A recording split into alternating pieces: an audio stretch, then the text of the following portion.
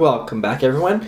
I just finished the deal or no deal script, and so I'm going to show you guys the walkthrough and then go line by line and talk about how the code is implemented. So if you go back to my home page, then you'll see that there's now a deal or no deal link. So you can click onto that, and you will see this page. This section right here will basically tell you all the steps and where you're at in the game. Just like deal, no deal, the show, we go from a penny and have all of the values listed here to $1 million. So first we need to select a case. Let's go with 8. So now 8 is up here, and we can see that there are 6 cases to select. Next, we just need to select the 6 cases, and then it will gray out the value on the left and the right. So we'll go 24. It lasts for a few seconds, then goes away. So now we can see 75,000 is gone. Ooh, and 750,000, 100,000, not doing too well. We're on the right side a lot. And the million. Okay, we've got one more case, and then we're gonna get the offer, $500,000. So completely on the right side. So our bank offer is $150,133.83. This is an algorithm that I got from the internet to give this offer. I will explain where I got that from, and I have linked it in the code. So I'll show that a little bit later. And now you can say deal or no deal. So we're gonna go no deal this time.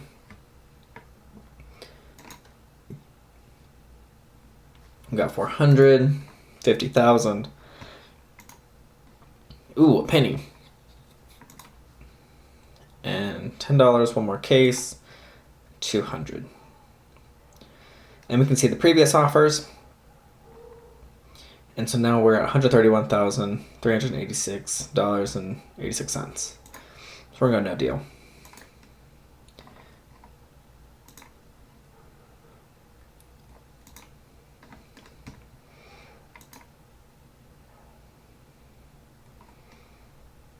Let's go one more round. So 3 cases now.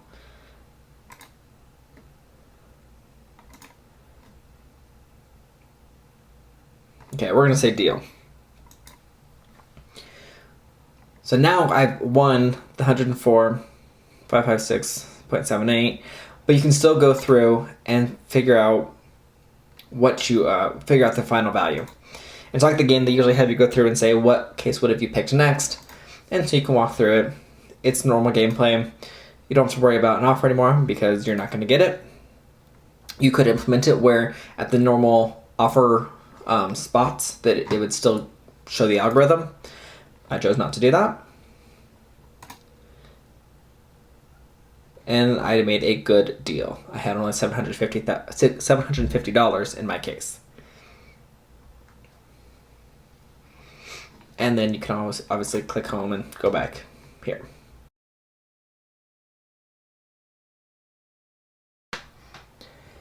For the code on deal or no deal, it's going to look a lot like the basic setup for the other pages. So we've got our title that we updated, the normal global header.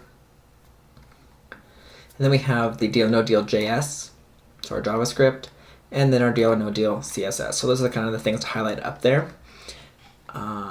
We changed the actual header on the page. And then we have the section for the case that we actually choose.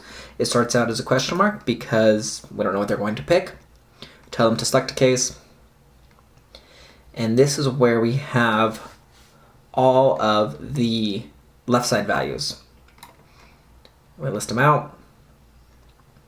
And we give them the actual ID of their value. There could be a better way to do this. I chose to do it this way, and this is so that we can then attach, we can get rid of this value not found and put a different class on there. We'll show that in a little bit. So we never actually change the inner HTML on these elements. Then we have our case wrapper. So we have our top row, which goes from case 20 to 25. Middle row, or middle top row, which is 13 to 19. middle bottom row, which is a 6 to 12, and our bottom row, which is 0 to 5. Again, so these are based off of their index in the array that I have versus the actual case number. So that's why you'll see everything's referred to them in code-wise one number lower than the actual case number that is shown. Or you can say that the case number is one index higher than the actual index in the array. And then we have this onClick function, so whenever we select a case, it's the same thing, and we just want to say which case it is. And then we can deduce which case we want to no longer show. Then we have our right side values, same thing. The ID is the value. We go all the way through. And then we have our modal. This is what pops up on multiple times. We've got two modals. So when a case is selected, which comes up first, then we show it, and then we update the contents inside. So the modal content, really we're updating the selected case value. Whenever there's an offer, then that is when we have this part of this modal is the one that we show. So we have the modal header, which is going to be the previous offers and offer value. And then we have our buttons of deal or no deal, and they each have their onClick function of deal or no deal.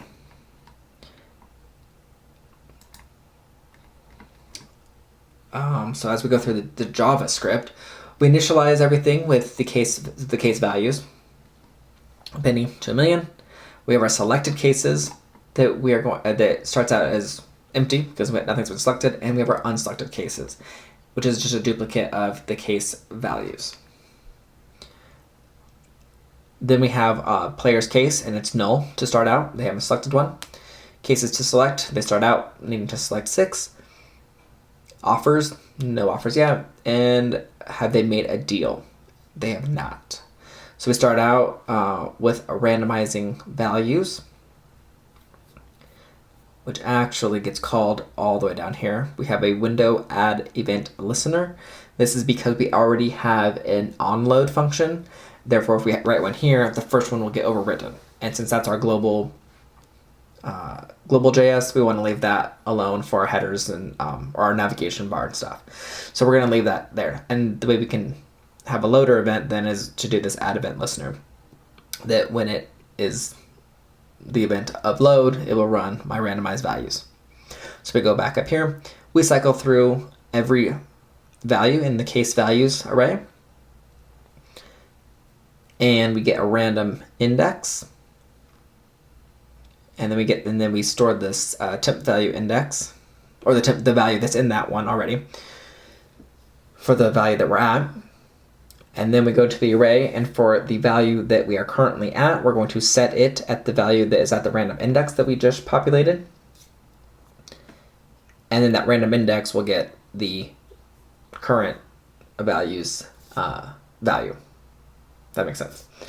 And then the way I can ensure that I'm only going to get a valid index is I modulo it. So I multiply by 100, and then I modulo that by 26. Again, that means that I'm dividing it by 26, but all I care about is the remainder. Then we go to select cases, or select case. That's the one where I send in the case index. We then get the case number, which is getting that case index plus 1. The case value is going to be case values at that case index. We're going to find the element by ID, which is that case plus its index, and we're going to hide that case. We're actually going to add the class to hide case, which we'll see in the CSS is going to make it not visible. We're going to hide it. Obviously, I think we're going to use the display, or it's the visibility that we're going to use. I forgot which one it was. We'll look at that in a second. If the player's case is not null, meaning that they have already selected a case, then we will get the selected case value, show that it is case, and I believe this is for the modal. We'll show the case number and the amount, And all this does is makes it adds the comma after 3 digits, if so it's over 1,000 or stuff like that, since we're getting the raw value from here. And then we take the selected case modal and actually show it, because right now before this the display is none, so we're going to turn it to block. We're going to set a quick timeout to hide it, so it's going to run for 2 seconds and then we'll hide it. So that's how you can change that delay. Otherwise it just flashes and you never see it. Actually, it goes so fast you don't even see it flash, so you have to put a little bit of a time delay in there. Then we will get the element by the case values string. So this is what I was talking about on the sides. This will get that element and remove the value not found to value found. And that'll be for the class list. And that'll change it from the blue to the gray. Then we push that value that we just found in the case to our selected case values array. Our index is now going to be the unselected case values dot index of the value. And so really what this is doing right here, we're getting the index that it is, that the value is in this array, and we're going to remove it. So if it is a -1, okay, so as long as the index of comes back and gives us an actual value, then we will splice it and that'll be the index. If we ever get a -1, that means it can't find it in that array. So it never should do that, and so we just did a double check in there to make sure that never happens, that case never happens. And as long as everything goes well, then it will remove that from that array. And then we remove 1 from the cases to select variable. And as long as they have not made a deal, then we will update the instructions to tell them how many cases to select. And that's after every select case. If the player's case is null, then it's going to jump down here and we'll update the player case value to have the number of the case that they'd selected. We will update the selected case element with that player's case. And as long as they have not made a deal, then we will update the user instructions as well.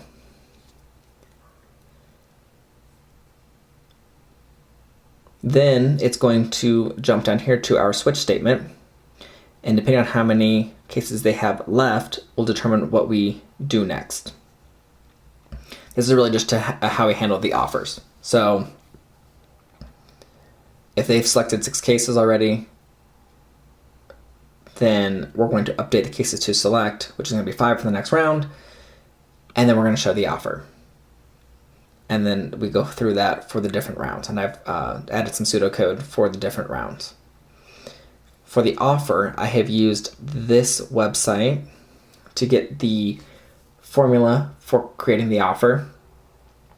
It's the best I can find. I found this kind of on multiple sites, and so I just picked this one, and I think this is the first one I found, and gave some information about it. So I picked it and tried to put it into my code, or I did put it in the code. So as long as a deal has not been made, then this will all be executed. And so I set a timeout because we want to show that last case they just selected for a little bit, that for those 2 seconds.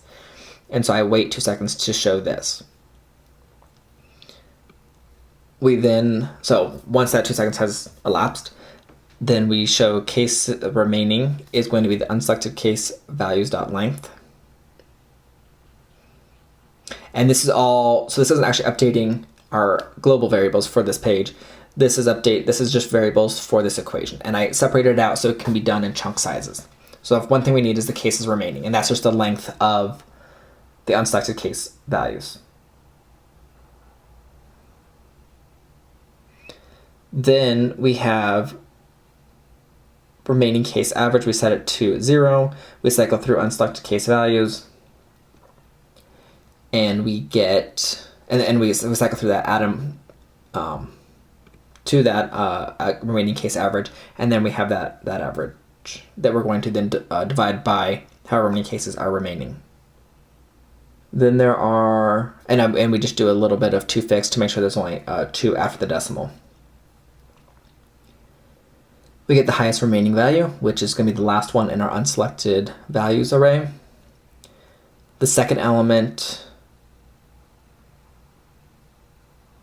in our equation down here in our result is going to be this 0.748 multiplied by our remaining case average that we also added that, we parsed it back to a float after we made it to a string with that toFixed.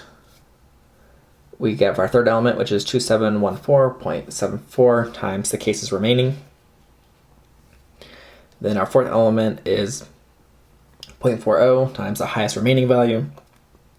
Fifth element is 0.00000006986 times the remaining case average to the power of 2. Our sixth element is 32.623 times the cases remaining squared, or power of 2. And then we take the absolute value of 12275.3. We add the second element, subtract the third element, subtract the fourth element, add the fifth element, add the sixth element. Make sure that's all afloat at the end. And then there's a weird thing that I was seeing, a weird defect, that sometimes the offer would be less than the lowest value on the board or higher than the highest value. Either way, it didn't seem right. I know it wasn't right. And therefore I do this check that if the result is less than the lowest value or higher than the highest value left, that it just gets the average. And then it also tells you in the console if it did that or not. And so that's what it returns. I then add the comma where it needs to go. That gets added to the list of offers. We update the previous offers string. We then update the offer value. And we show the modal. So updating the previous offers string, this is going to be on that modal for the offer. On the first offer, you don't see it on the left because there's no offer. On the following offers, you see what had been offered before. And this is just updating that code, that HTML.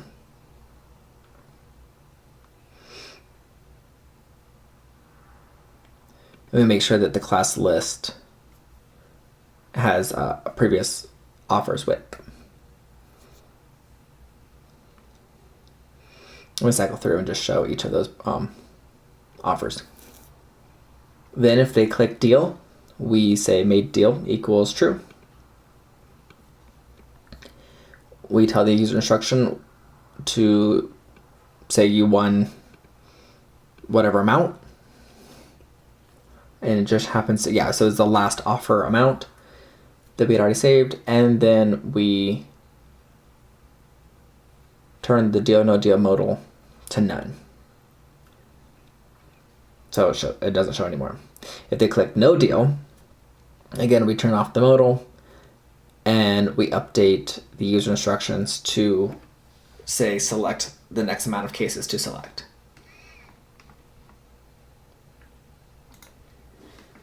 For the CSS, we have some IDs that I did, which was our top row, middle row. This also could have been a class. I wanted to show how you can use commas to do multiple IDs or classes, however you want your selectors to be. So this very well could just be one class that I use. This is another ID for our case wrapper. So we just wanted to show which one have a specific width. The game wrapper, game board wrapper. Left sides and right sides, so those are the same. All the divs in the underlying left side and the right side. Again, you could have all made this one class. Because those are separate areas in the page, there's a potential that you later down the road want to change those independently because they're two different areas and there's different size of characters in each of those values. So I tend to want to separate those out for now at the beginning so that you don't have to pull that out later. It's always easier to condense things later than it is to really rip it out and separate things. Each case, this is I choose one class for that, obviously. This is the value not found, so this should be the blue. Value found should be the gray. So once we've clicked it, we actually are not making it none. For the display, we're actually just changing the visibility to hidden. So that element is actually still on that page, you just can't see it. User instruction, we just want to center it. This is our code for our modal. For both our modals, and we just use the same classes. The close button.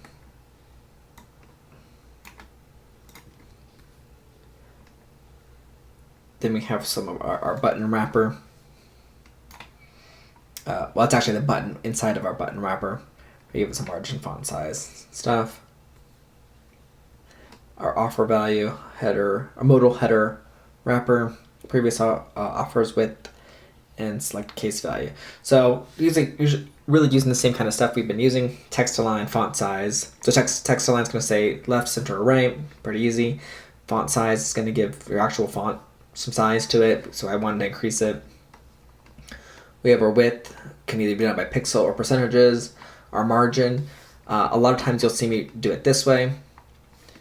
And again, when you only have two values, so if you have one, it's going to do all sides of your element.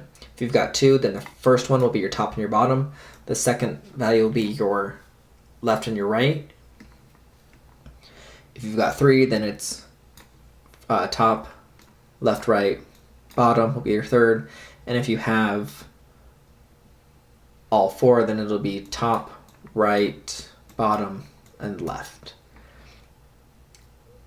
Or you can call specifically out bottom or margin bottom, border bottom, or padding bottom.